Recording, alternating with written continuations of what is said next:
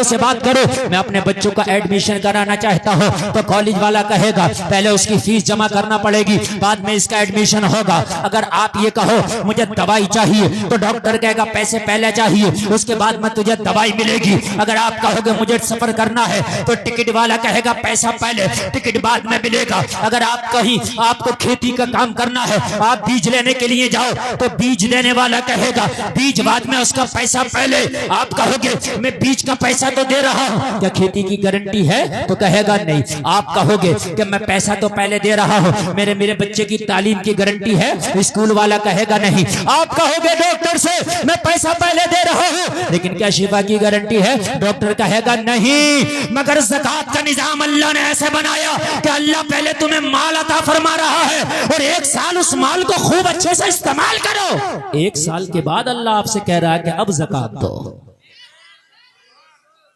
एक साल के बाद बताओ ऐसा निजाम है कहीं? मुझे बताया।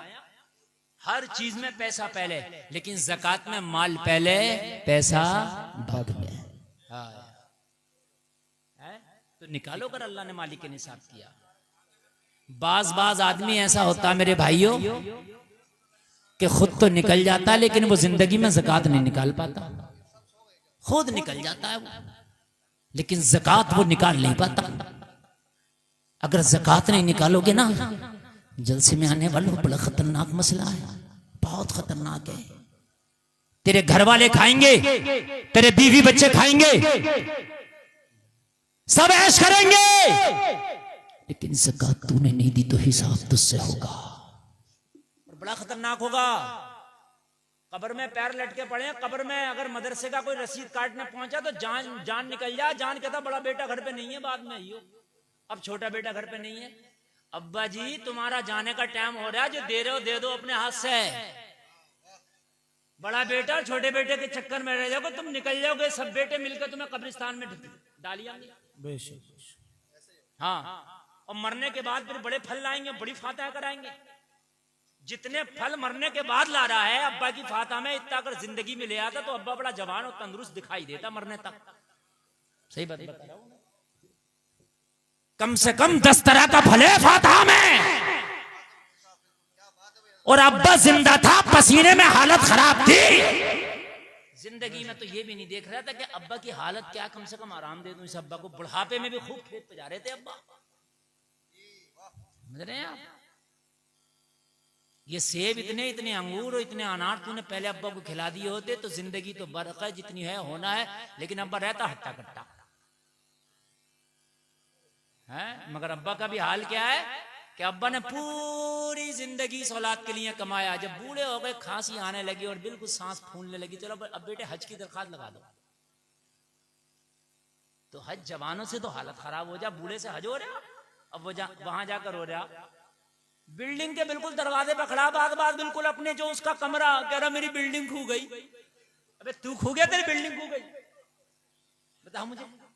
सही बात है, बिल्कुल वहां खड़ा कर रहा था, मेरी बिल्डिंग खो गई। अबे तेरी बिल्डिंग खो गई है, तू खो गया? बिल्डिंग तो वही है।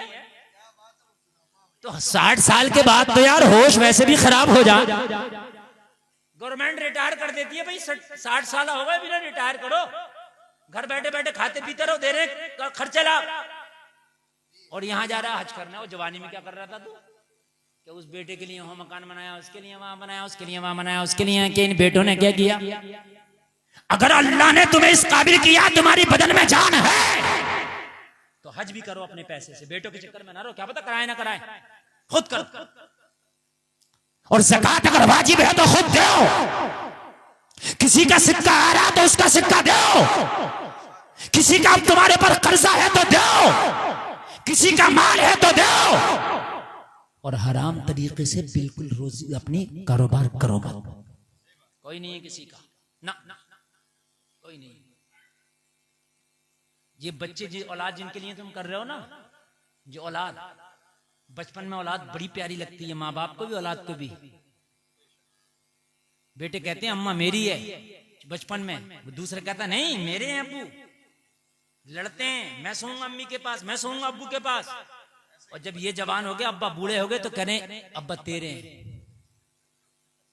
हकीकत बात बता रहा हूं मैं, अब्बा तेरे हैं, तू रखेगा, इतने दिन तू रखेगा, इतने दिन तू रखेगा। हाय पर्दे लग गए बाप के, हाय पर्दे लग गए माँ के।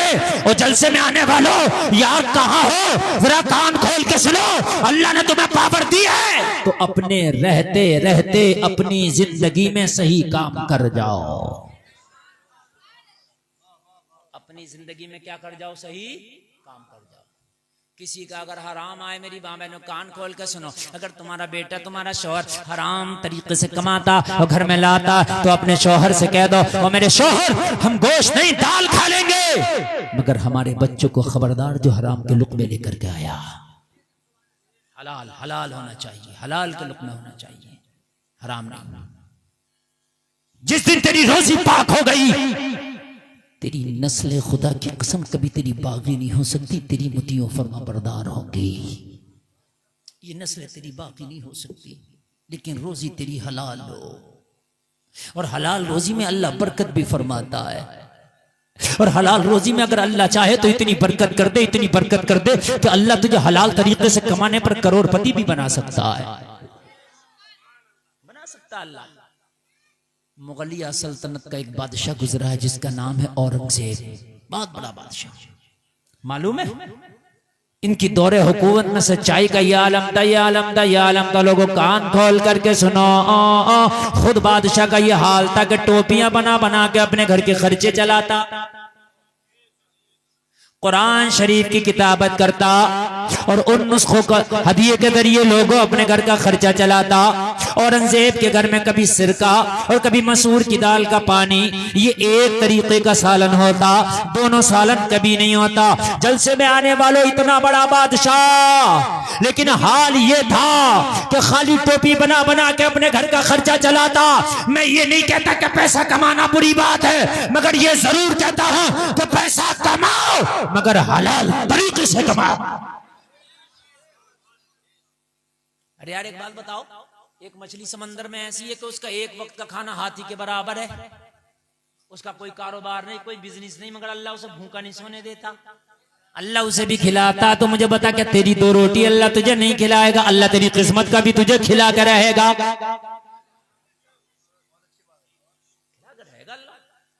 अच्छा एक बात और बताऊं मैं आपको, 18,000 मखलूकात अल्लाह की, एक इंसान है इसका कारोबार है, बाकी किसी का कारोबार ही नहीं है। सबके पेट भर रहे हैं, इस इंसान का ही पेट नहीं भर रहा। बात हकीकत है कि नहीं? पेट सबके भर रहे हैं, हाथी का भी पेट भर रहा, परिंदों का भी पेट भर रहा, चरिंदों का भी पेट भर रहा, मछलियों का भी पेट भर रहा, सबका पेट। और अल्लाह ऐसा भराता है कि सबको वही खिलाता है जो वो खाना चाहता है। अरे अल्लाह की मखलूक में कुछ शाकाहारी है और कुछ मांसाहारी है, बोलो है कि नहीं है? जो मांसाहारी है अल्लाह उसे मांस खिलाता है, जो शाकाहारी है अल्लाह उसे शाकाहारी खिलाता है। बोलो खिलाता कि नहीं खिलाता है? मखलूकें इतनी वो क्या क्या खाती हैं उनका नाम तो दूर रहा, उनका ये भी पता नहीं होगा ये ग़िज़ा क्या खाएंगे, और अल्लाह उनकी ग़िज़ा भी मालूम है क्या खाएंगे, सब खिला रहा। तो बताओ हमें कैसे नहीं खिलाएगा? मेरे भाई बताइए कैसे नहीं खिलाएगा? औरंगजेब के एक उस्ताद थे मुल्ला अहमद जीवन, सुभान अल्लाह, मुल्ला अहमद जीवन बहुत बड़े आलिम का नाम है, बहुत बड़े आलिम। औरंगजेब ने चाहा कि हजरत की दावत कर दूं।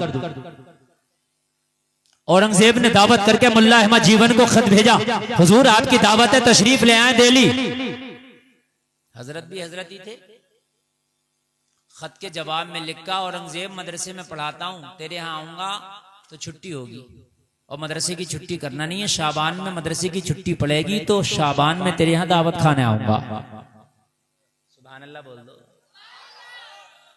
अगर आज का होता तो सब कुछ छोड़ दो, बादशाह का नौता आ गया मियाँ, पहले दावत खाई जाएगी, बाद में देखा जाएगा। बादशाह शहंशाह हिंदुस्तान, मगर कहा चाहे शहंशाह हिंदुस्तान हो या कोई हो, लेकिन जाएंगे जब मदरसे से छुट्टी मिलेगी।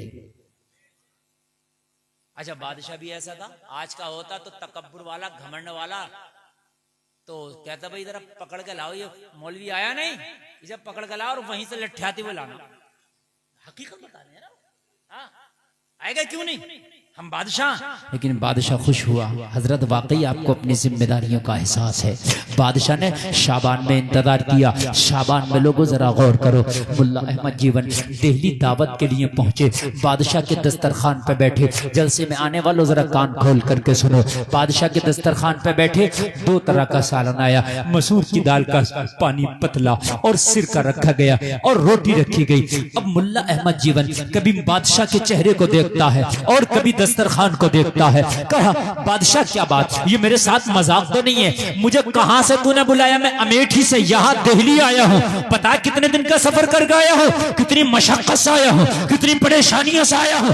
अरे ये खाना ही खिलाना था तो मैं अपने घर वहां भी खा लेता। ये बादशाह की शाही दावत है। कहने लगा, हुजूर ये आप हैं, इस वजह से दस्तरखान पर 2 सालन है, वरना आज तक कभी मेरे दस्तरखान पर 2 सालन नहीं हुआ। या तो सिरका ही होता या ये दाल ही होती। आप हैं तब 2 हैं हुजूर, चूंकि आप मेरे मेहमान हैं। अब हजरत भी ने खामोश हो गए। सुभान अल्लाह। खाया, अल्लाह का शुक्र अदा किया। अल्लाह का शुक्र अदा करने के बाद कहा, औरंगजेब इजाजत है, मैं घर जाना चाहता हूं। औरंगजेब ने इजाजत दिए, जाने लगे। औरंगजेब ने इन्हें नजर पेश की, तोहफा हदिया नजराना पेश किया। लिफाफा रख लिया। लिफाफे में बादशाह ने जो पेश किया था वो चवन्नी था। कितना था नजराना? बस। शहंशाह हिंदुस्तान चवन्नी दे दिया। इन्होंने चवन्नी लेके बोले, क्या करें यार,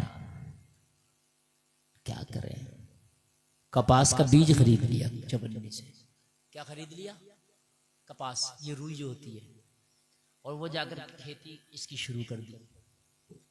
इधर बादशाह दिल्ली से चला गया और जंग में मसरूफ हो गया। 14 साल तक जंग लड़ता रहा। 14 साल के बाद जब दिल्ली वापस आया, अपने वजीरों को बुला के पूछा, बताओ हुकूमत का हाल क्या है, बताओ कितना टैक्स जमा किया, बताओ किस तरीके का बैतुल माल का हाल है, गरीबों का वजीफा बंद तो नहीं हुआ। कहा, हुजूर सारे मामला ठीक से चल रहे हैं, सारे हालात ठीक से चल रहे हैं, मगर एक ऐसे उद्योगपति नया पैदा हुआ कि अभी उस पर टैक्स नहीं लगा सके, इसलिए कि आपके डर की वजह से उस पर हमने टैक्स नहीं लगाया। अगर आप इजाजत दें तो उस पर टैक्स लगाए। आपकी हुकूमत में नया अमीर हुआ है, नया बिजनेसमैन हुआ है, बहुत तरक्की कर गया है, बहुत मालदार और अमीर है। बादशाह ने कहा, कौन है? अरे मुझसे पूछने की जरूरत क्या थी, टैक्स लगा देते। कहने लगे, हुजूर कोई आम आदमी नहीं, आपका उस्ताद मुल्ला अहमद जीवन है। कितना गरीब आदमी था कि घर में बच्चों का खर्चा नहीं चलता था हजरत का, लेकिन अब इतने अमीर हो गए, इतने अमीर हो गए कि नजर में आ गए इनकम टैक्स की।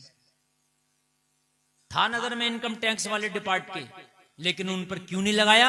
यार बादशाह के ये उस्ताद हैं, कहीं बादशाह बुरा ना मान जाए कि मेरे हजरत पे लगा दिया।